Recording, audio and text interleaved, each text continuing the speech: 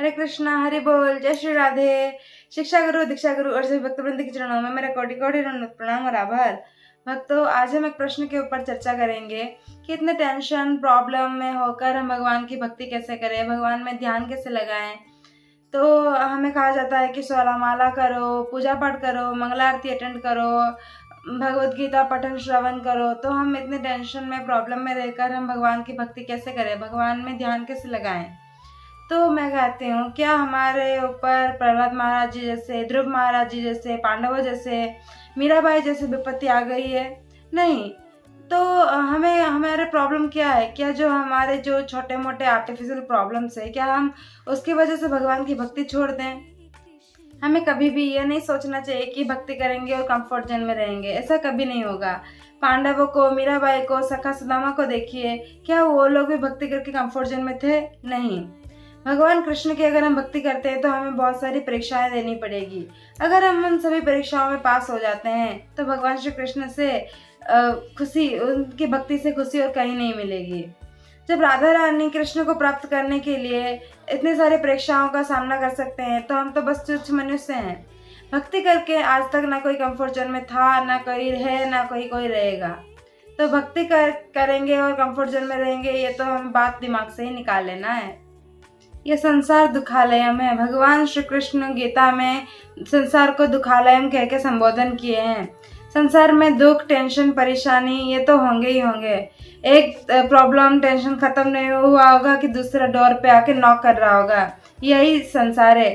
संसार जीवन का दूसरा नाम ही है टेंशन, प्रॉब्लम। तो हम इसे कैसे ही बदल सकते हैं?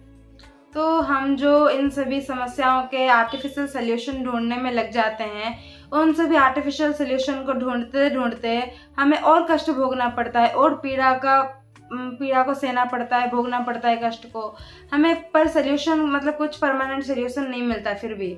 तो जब हम कुछ इसे समझते हैं कि जब भगवान श्री कृष्ण इस धराधाम पर प्रकट हुए थे, ब्रज में प्रकट हुए थे, तो जो राक्षसों का कहर ब्रजवासियों के ऊपर पड़ने लगा, तो ब्रजवासियों ने क्या किया?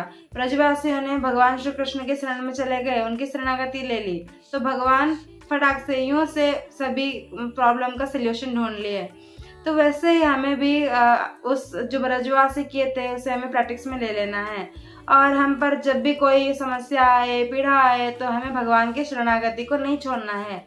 ऐसा नहीं है कि हमें जब प्रॉब्लम आए और जब हमें पीड़ा में हो तभी हम भगवान के पास जाए, ऐसा नहीं करना है। हमें भगवान की शरणागति में जाना है और जब भी कोई पीड़ा या कुछ भी आए तो हमें भगवान की शरणागति को छोड़ना ही नहीं है, तभी भगवान हमारी हेल्प करेंगे। और कुछ लोग होते हैं ना कि वो भगवान की भक्ति टोटली नहीं करते, पर जब उन्हें कोई पीड़ा आए या कोई परेशानी आए तभी वो भगवान को याद करते हैं। तो वो क्यों होता है? तो हम तो भगवान के बच्चे हैं, भगवान हमारे पिता है, परम पिता। तो वो हमें क्यों कष्ट में देखना चाहते होंगे? तो ऐसा नहीं है। जब हम बच्चे होते हैं तो हम स्कूल नहीं जाते हैं, फिर भी हमारे माता पिता क्या करते हैं? हमें मार पीट के स्कूल भेजते हैं, क्योंकि हम पढ़ लिख कर कुछ अच्छा इंसान, कुछ बड़े इंसान बन जाए। तो ठीक उसी तरह ही हम जब भगवान की भक्ति नहीं करते, भगवान को याद नहीं करते, तो भगवान को भी हमारी टेंशन हो जाती है कि ये तो कुछ पुण्य करता ही नहीं है, पाप ही करता है, तो इसे हम सही रास्ता कैसे दिखाएं। तो भगवान हमें थोड़ा थोड़ा प्रॉब्लम दे देते हैं ताकि हम भगवान के पास जाएं। यही तो भगवान का जो आइडिया है। तो हमें जो प्रॉब्लम आते हैं तो उसका हमें आर्टिफिशियल सोल्यूशन नहीं ढूंढना है, सीधा भगवान के पास चले जाना है और वो प्रॉब्लम फटाक से सॉल्व हो जाएगा। क्योंकि भगवान हमारे परम पिता हैं, वही, उन्हीं के अलावा और हमारे पास उपाय भी क्या है? तो हमें भगवान की शरणागति में चले जाना चाहिए। आज के लिए इतना ही। हरे कृष्णा, हरि बोल, जय श्री राधे।